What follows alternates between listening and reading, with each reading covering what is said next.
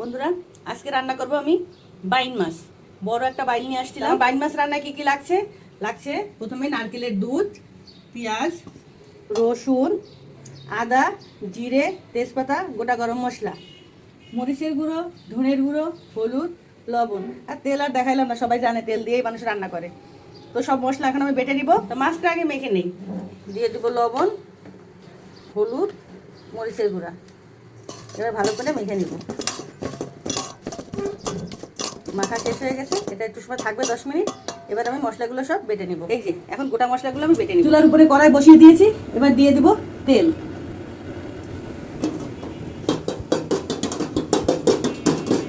তেল গরম হোক। তেল গরম হয়ে গেছে, মাছ দিয়ে দিব।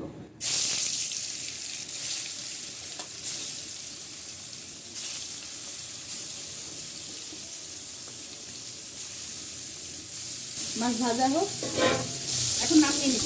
বাইর মাছ বেশি ভাজলে শক্ত হয়ে যায়। তেলে জিরা ফোড়ন দিব, অল্প একটু জিরা তুলে নিব। ফোড়নে তেজপাতা আর দিয়ে দেবো পেঁয়াজ।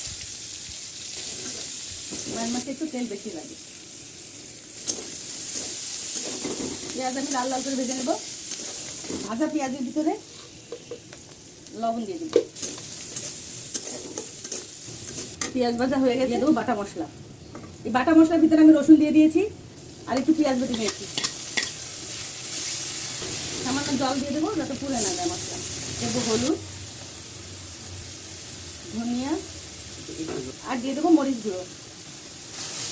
মরিচটা একটু বেশি দিলাম কারণ নারকেলের দুধ যাবে, নারকেলের দুধ যাবে একটু মিষ্টি মিষ্টি হয়ে যাবে। তো দিয়ে দেবো সামান্য দুধ।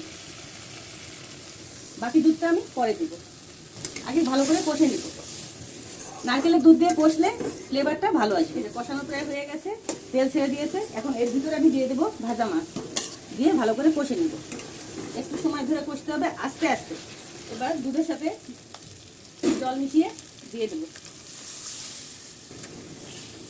লুকটা দেখুন, দিয়ে দিলাম ঢাকা। এবার আস্তে আস্তে হোক, পরে আমি খুলনা করবো। এবার ঢাকনা তুলে নিব। এবার দিয়ে দিব ওই যে জিরে ভাজাটা উঠে রেখেছিলাম, ওটা গুঁড়ো করে নিয়েছি।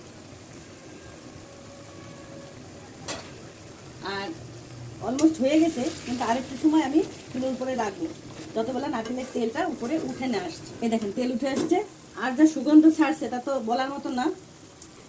এখন আমি রান্না শেষ হয়ে গেল, নামিয়ে নিয়ে আসছি। দেখুন কত সুন্দর।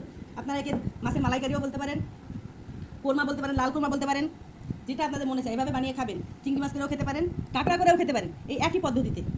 ব্যাস এই পর্যন্তই।